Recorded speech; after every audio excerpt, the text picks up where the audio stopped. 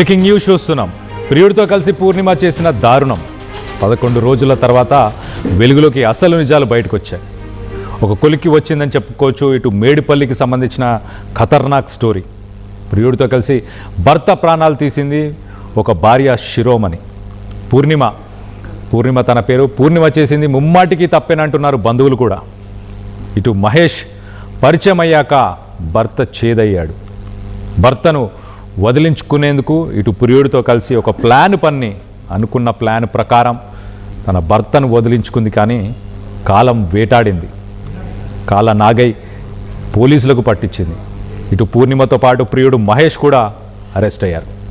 చూడండి, ఒక సంసార జీవితం గడుపుతున్న సమయంలో ఇటు మహేష్ పరిచయం అయిన తర్వాత భర్త చేదైపోయాడు. భర్తతో ఇంకా రిలేషన్ వద్దనిపించింది. ఎలాగైనా భర్తని వైదొలిగించుకోవాలి, పక్కకు జరిపేయాలి.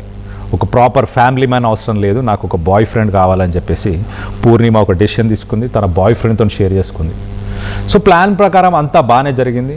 భర్త వైదొలిగాడు, అంతా ఓకే. కానీ కట్ చేస్తే ఆ విషయం రెండు బయటపడ్డాయి.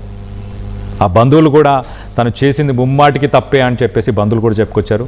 సో మొత్తం మీద ఈ మేడిపల్లికి సంబంధించిన మిస్టరీ వీడింది అనుకోవచ్చు. దీనికి సంబంధించిన మరిన్ని అప్డేట్స్, మరిన్ని డీటెయిల్స్ కూడా తీసుకునే ప్రయత్నం చేద్దాం. మా ప్రతినిధి పవన్ ఉన్నారు, పవన్తో మాట్లాడి తెలుసుకునే ప్రయత్నం చేద్దాం. పవన్, చెప్పండి, అసలు 11 రోజుల తర్వాత ఈ విషయాలన్నీ బయటికి ఎలా వచ్చాయి? ఎక్కడ ఇటు పూర్ణిమ ఇటు మహేష్ వీళ్ళిద్దరు చేసిన పొరపాట్ల వల్ల ఏ పొరపాట్లు చేసి దొరికిపోయారు?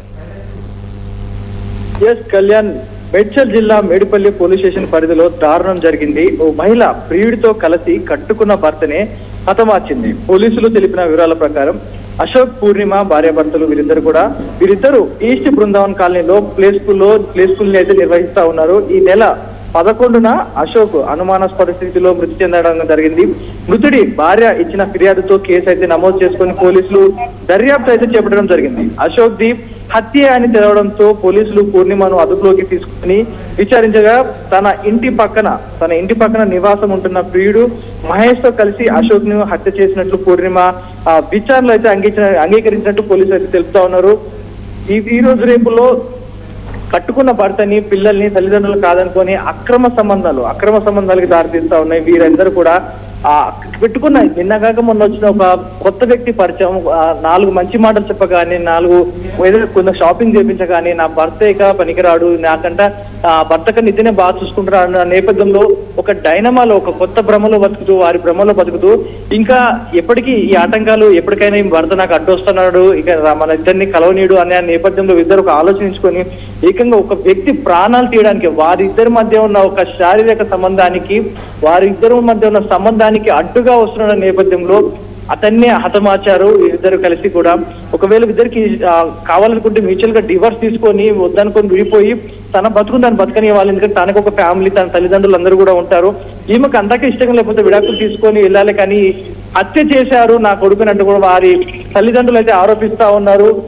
ఈ ఘటన స్థానికంగా ఉన్న మేడిపల్లిలో స్థానికంగా ఉన్న అందరినీ కూడా కలవరపరుస్తా ఉంది. పోలీసులకి ముందుగా ఆ మిస్సింగ్ కేసు ఛేదిస్తా ఉన్నారు. ముందుగా అతను ఎక్కడెక్కడికి వెళ్ళాడు, ఏ ఏరియాలకు వెళ్ళాడు అనే దానిపై పూర్తిగా దర్యాప్తు చేయబడడంతో సీసీ కెమెరా ఆధారపరంగా ఆ ఇంట్లోకి వెళ్ళిన వ్యక్తి, ఆ ఏరియాకి వచ్చిన వ్యక్తి తిరిగి మళ్ళీ బయటికి వెళ్ళలేదు, ఎక్కడికి కూడా వెళ్ళలేదు. తన ఫోన్ సిగ్నల్స్ కూడా అదే ఏరియాలో వస్తా ఉన్నాయి. సో ఇంటి పక్కనే, ఇంటి సరౌండింగ్స్ లోనే ఉన్న వ్యక్తి ఉన్న పలంగా ఎలా మాయమైపోతాడు, ఎక్కడికి వెళ్ళిపోతాడు అనే నేపథ్యంలో దాన్ని కేసుని కాస్త పురోగతి పెంచి అనుమానాస్పదంగా చుట్టుపక్కల ఉన్న వారితో పాటు మెయిన్ గా టార్గెట్ ఇంటి గుట్టుని ఈశ్వరుడు కూడా పట్టుకోలేని నేపథ్యంలో ఇంట్లో ఉన్న వారిపై పోలీసులు ముందుగా అనుమానం పెట్టుకొని వారిని ఒక్కొక్కరుగా విచారిస్తుండగా ఫైనల్ గా భార్యపై మెయిన్ గా ఎస్పెషల్ గా ఈ రోజు నేపథ్యంలో ఇలాంటి కేసులు జరుగుతున్న నేపథ్యంలో ముందుగా మెయిన్ టార్గెట్ భార్యగా పెట్టుకొని తనని తమదైన స్టైల్లో విచారించగా అప్పుడు తన అసలు నిజాన్ని బయటపెట్టింది. మహేష్ అనే వ్యక్తితో నాకు పరిచయం ఏర్పడింది, మా ఇద్దరి సంబంధానికి ఇతను అడ్డు రావడంతో భర్తని అడ్డు తొలగించుకున్నాం, అందుకే ఇదంతా కూడా చేసామంటూ కూడా భార్య పోలీసుల ముందు ఒప్పుకోవడం జరిగింది.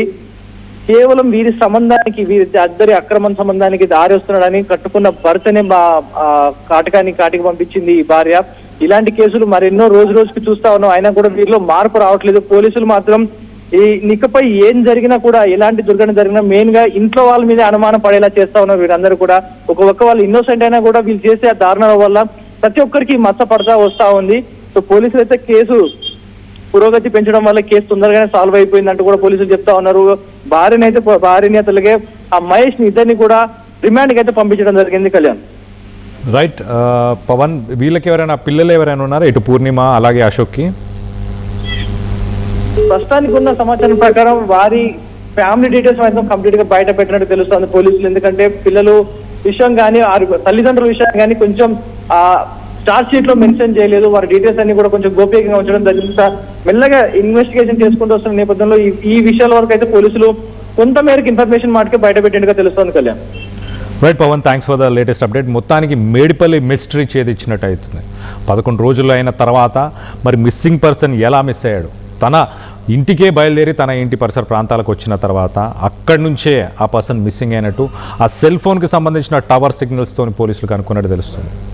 సో పరిసర ప్రాంతాల్లోనే ఉండి ఉంటాడు, ఖచ్చితంగా ఇక్కడే ఏదో జరిగిందన్న కోణంలోనే ఇన్వెస్టిగేట్ చేశారు. మొదటగా ఇటు భార్య పూర్ణిమనే అదుపులోకి తీసుకొని తనని ఇన్వెస్టిగేట్ చేసిన తర్వాత ఒప్పుకుంది. ఇటు మహేష్ పరిచయం అయినాక మహేష్తోనే తన జీవితాన్ని ముందుకు తీసుకెళ్లాలని చూడొచ్చు. చాలా అమాయకంగా ఏమీ తెలియనట్టు కనిపిస్తుంది. అటు భర్త అశోక్ని చూస్తే కూడా ఒక ప్రాపర్ ఫ్యామిలీ మ్యాన్గా, ఒక డీసెంట్ పర్సన్గా కనిపిస్తున్నాడు. కానీ తనని ఇష్టపడలేదు. కిందున్న బాయ్ ఫ్రెండ్ మహేషే నచ్చాడు. ఆ ఇంటికి పరిసర ప్రాంతాల్లోనే ఈ మహేష్ అనే అబ్బాయి కూడా ఉన్నట్టు తెలుస్తుంది. మొత్తానికైతే వీళ్ళిద్దరికీ ఒక రిలేషన్షిప్ డెవలప్ అయింది. దాని తర్వాత కొంతకాలం గడిచిన తర్వాత తన భర్త అడ్డగా ఉన్నాడు అని చెప్పేసి ఆ భర్తని ఎట్టి పరిస్థితిలో పక్కకు వైదొలిగిచ్చాలి. తనని ఎలాగైనా సైడ్ ఆఫ్ చేయాలి అని చెప్పి ఇటు మహేష్తోనే ప్లాన్ చేసింది. దాని బదులు ఇటు మా ప్రతినిధి పవన్ చెప్పినట్టు మీకు ఇష్టం లేని మ్యారేజెస్లో, ఇష్టం లేని పెళ్ళిళ్ళలో కనుక, ఆ సంబంధాల్లో కనుక మీరు కనుక ఉంటే, మీకు ఇష్టం లేకపోతే పెద్దలతోని అలాగే మీ కుటుంబ సభ్యులతోని మాట్లాడి మీ ఇంటి పక్కన వ్యక్తులు కానీ మీ బంధువులు కానీ వీళ్ళందరితో కూడా చర్చించి వాళ్ళని కూడా మీరు ఆలోచింపచేసి మీరు ఒక డివోర్స్ తీసుకొని ఉంటే బాగుండు. కానీ ఒక మనిషి ప్రాణాలు తీయాల్సిన అవసరం ఏముంది? సో మొత్తం మీద ఇలాంటి ఒక సంఘటన మేడిపల్లిలో జరిగింది. అక్కడ పరిసర ప్రాంతాల్లో ఉన్న వాళ్ళంతా ఒక్కసారిగా షాక్ అయ్యారు. ఇటు కుటుంబ సభ్యులు కూడా తను చేసింది ముమ్మాటికి తప్పే అంటూ చెప్పుకొస్తున్నారు. సో ఒక్కసారి స్థానికులు ఏమనుకుంటున్నారు వాళ్ళ మాటల్లోనే ఒక్కసారి వినే ప్రయత్నం చేద్దాం. పెద్దన్న మాకు ఫోన్ చేసిన 4 minutesకి మేము ఇక్కడ ఉన్నాం. బాగానే కింద పడి ఉన్నది, అంటే మంచిగా నిద్రపోయినట్టు మంచిగా పడి ఉన్నది. మాకేమో బాత్రూంలో పడిందని చెప్పలేదు.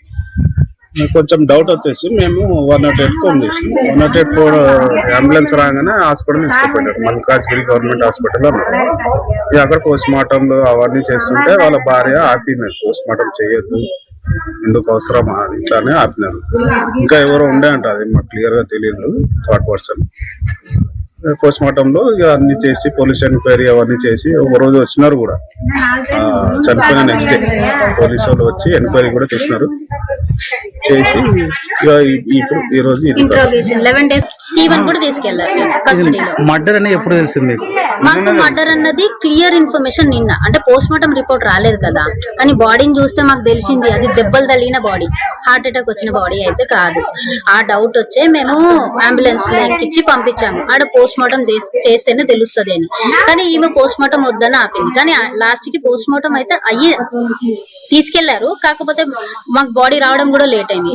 ఆ పోస్ట్ మార్టం లో డౌట్ వచ్చి ఆపారు. బాడీ రిలీజ్ చేయడానికి కూడా మాకు టైం తీసుకున్నారు. దాని తర్వాత ఈ ప్రాసెస్ అంతా ఇంకా దినాలు అవన్నీ అయ్యే లోపు నిన్న 11 days అయింది. 11 days వరకు వాళ్ళు వెయిట్ చేశారు. ఇంట్రోగేషన్ అయింది. ఇక పట్టుకుని ఆమెను కూడా తీసుకెళ్లారు. మీ కజిన్ అంటున్నారు కదా, ఇంతకు ముందు ఏమైనా హార్ట్ స్ట్రోక్ అలాంటిది ఏమైనా వచ్చింది? అన్నయ్యకి ఏ హ్యాబిట్ లేదు, ఏ అలవాటు లేదు, ఏ హెల్త్ ప్రాబ్లమ్ లేదు. ఆయన నా సిగరెట్ తాగడు, డ్రింక్ తాగడు, ఆఫీసు ఇల్లు.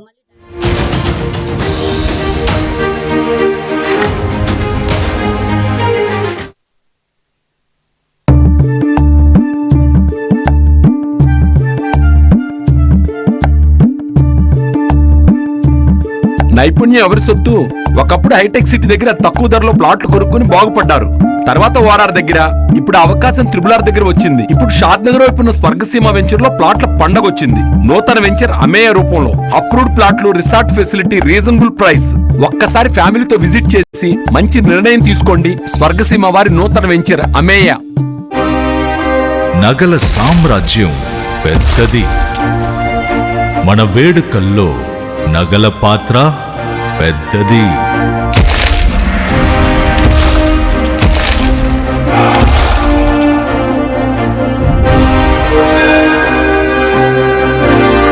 నగల్లో మన సంప్రదాయం అది పెద్దది.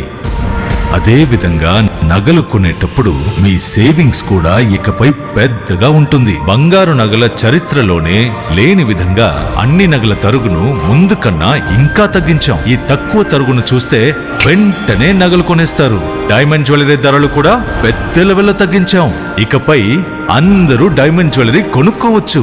ఏ ఆఫర్లోనూ పక్కదారి పట్టకండి.